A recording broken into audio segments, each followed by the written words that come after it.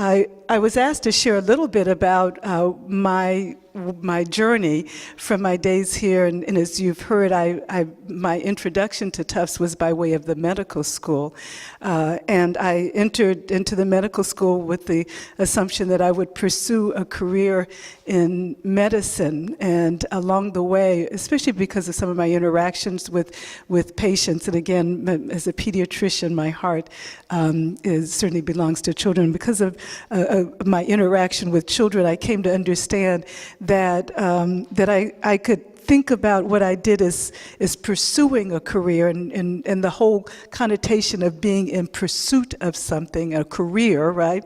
Or I could see myself as answering a calling. And so I have certainly fashioned my work in terms of answering a calling, and in particular, a calling to a ministry of healing.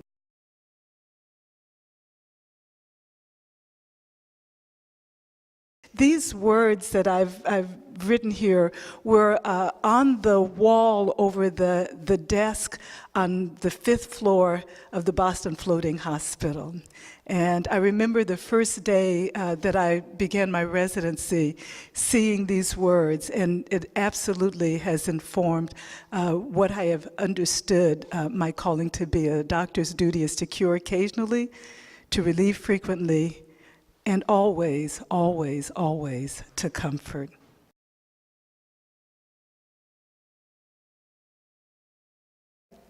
For me, that begged the question, who will be my sister's keeper? Because slaves, for the most part, they were women and children. Most of the people who were in the camps, about 85% of the camps in Darfur, were women and children. And it was very clear that this certainly was a human issue, but it was being borne on the backs, in some cases quite literally, of women. And so one of the questions for me that surfaced that really got me engaged was who was going to be my sister's keeper. And as I wrestled, because as you've heard, I am by nature a shy person. I certainly don't do controversy, and certainly pre-meds don't do controversy because we have to get into medical school. And so for me to take on something such as this was going to put me in a very uncomfortable position.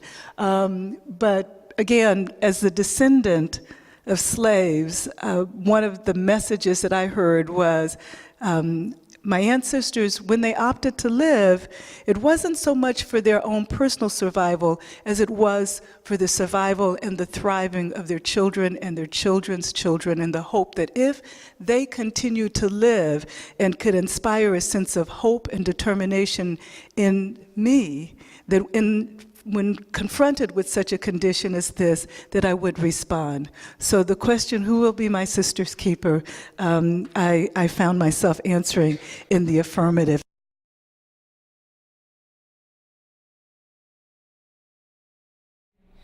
Well, again, I've done been focused on different things over the years, but like I said, I began pretty traditionally. I was going to go to medical school, and my husband was in medical school, and he was a surgeon, and we were going to buy a big house in Wellesley with a 4-car garage for our 5 Lexuses, and we made a different set of choices, obviously. We both went into ministry of sorts.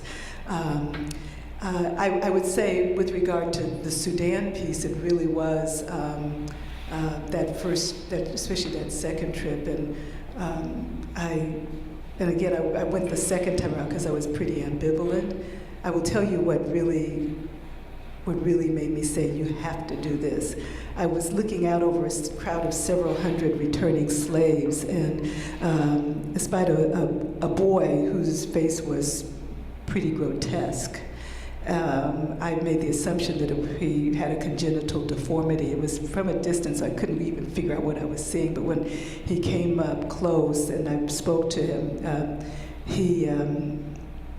he was not born like that. His mother was with him. Boys typically keep the cows and the sheep. He lost a cattle, and his master was so angry with him, he took an axe and chopped off the boy's nose. And I sometimes show that slide because it's a horrible slide to see, but it's the kind of thing that doesn't allow you to dwell safely in the objectivity of the numbers and the definitions. You have to confront, this is the face of genocide. And I had the potential to do something about it. As shy and you know, please don't, I don't want to speak in front of anybody. I mean, all of that sort of stuff. I could do something about it. And again, it's sort of the call of the ancestors to do something. So that, for me, was an important aha moment with regard to that work. And I've had others when I did do the right thing. There were other kind of moments. Martin King talks about this. That he talks about during the Montgomery bus boycott, and when he was asked to take on the leadership, and it started to go hard. And he talks about sitting at his kitchen table and really wanting to wrestle and deciding to do it. So everybody has to find their Sudan. And your Sudan is the place where it is just so hard. And you got a choice as to whether or not you're going to be comfortable doing what's familiar to you, or go forward and take on all of those risks because it just means that much to you. And you know, Martin King talks about you really haven't lived until you found something worth dying for. Those are the people we celebrate, right? And again, for women, it's the well-behaved women that don't make history. The women that, most of our heroes are women who misbehaved. So misbehaving people are the ones who affect change.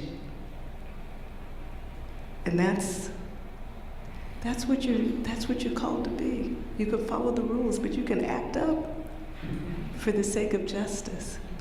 And when you find that, you'll know it. You'll know it. And you don't have to go searching for it. It'll come to you, and you got to make a choice.